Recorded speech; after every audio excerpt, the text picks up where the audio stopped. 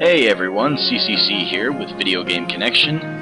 Today I'm going to be taking a look at Mirror's Edge for the iPod and iPhone. Now Mirror's Edge is made by EA Games and is available in the App Store for 99 cents.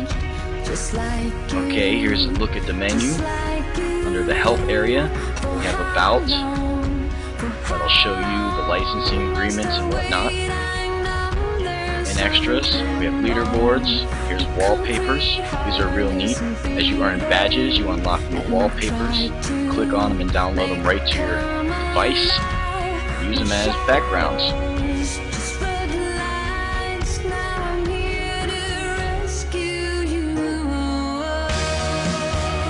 And here are the badges I talked about. See, I don't have many. I've only had the game for one day. I have unlocked a few. Badges are basically achievements.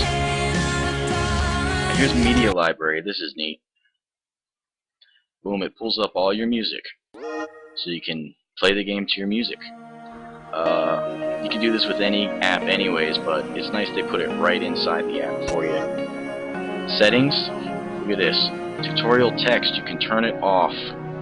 I don't want to name names, but I've seen people review this and do nothing but complain about the tutorial text. When right here in the options, you can turn it off. Sound and language. Now play. We have speedrun, where you can race against your own ghost. We're just going to do chapter select here. Here's some information about the world of Mirror's Edge. You can look at it while it loads. Okay, on to the gameplay. To move Faith, simply swipe your finger to the left or right in the direction you want her to run. Now the longer she runs, the more speed she builds up. And you don't want obstacles to stop you. To jump, swipe up. Very simple controls and very accurate. Slide is swipe down. To stop sliding, swipe back up.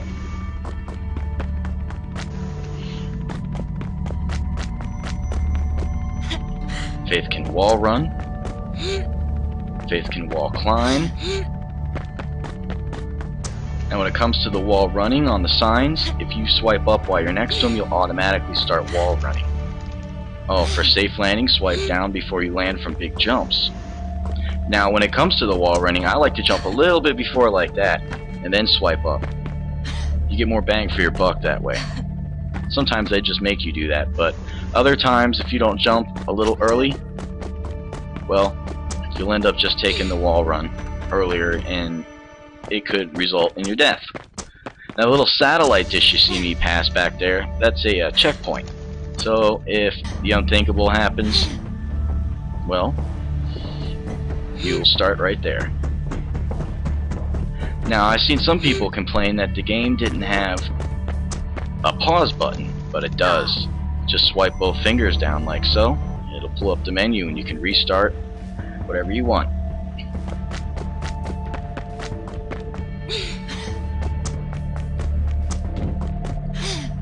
Naturally, as you progress through the game, each stage becomes more and more difficult.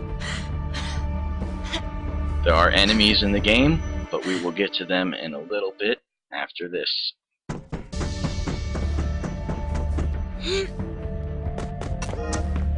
Checkpoint.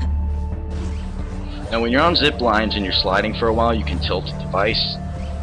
If she starts sparking, like on zip lines, or if she's sliding and she starts smoking, it's just to balance her out.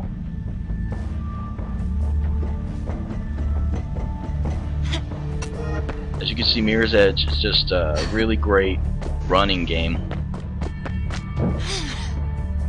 Look at that.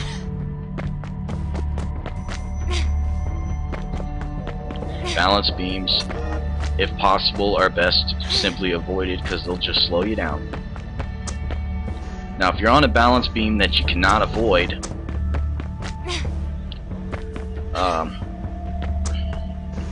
the best thing to do is to jump as far out as you can, and then you'll automatically land on it.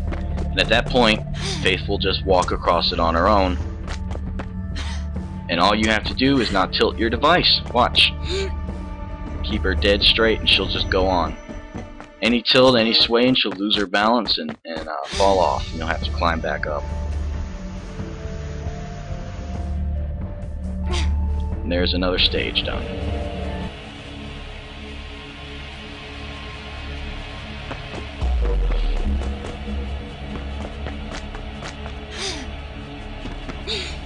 As you can see, there's alternate routes. There's the route down low there for people not so good at the game. And then there's another route where people that are more experienced with Faith's moves will be rewarded with a cleaner, faster, direct route.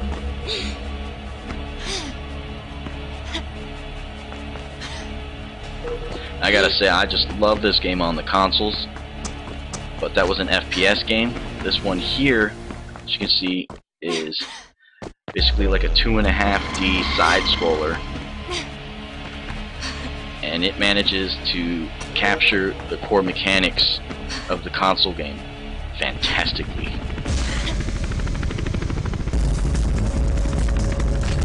Graphically, it looks very nice, especially considering that it's a 99-cent game.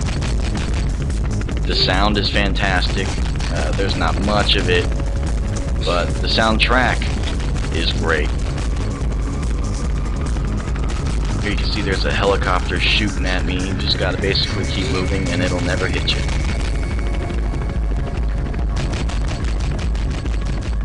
And there's the stage done. Alright, onto the stage with the enemies here. Enemies aren't really distracting, and again, the overall objective here, just like in the consoles, just to keep on moving. You can slide and knock them down, or you can jump and kick them. When you jump by swiping up, you swipe toward them and Faith will do a kick, like so. As you can see, as Faith takes damage, she has an overshield for life, so she can only sustain so much damage before she'll die. But if you stop taking damage, well, she'll heal up pretty quick. Oops. You see the obstacles that are in your path are highlighted in red. That's called runner's vision.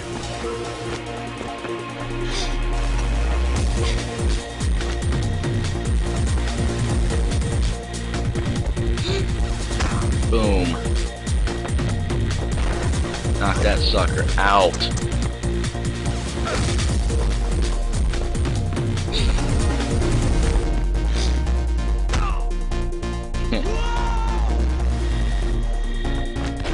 Now, I have not beat this game yet. I'm only about 6 stages into it, and it does continually get more and more challenging, especially if you want to keep up a constant pace. Look at this, 2 for 1.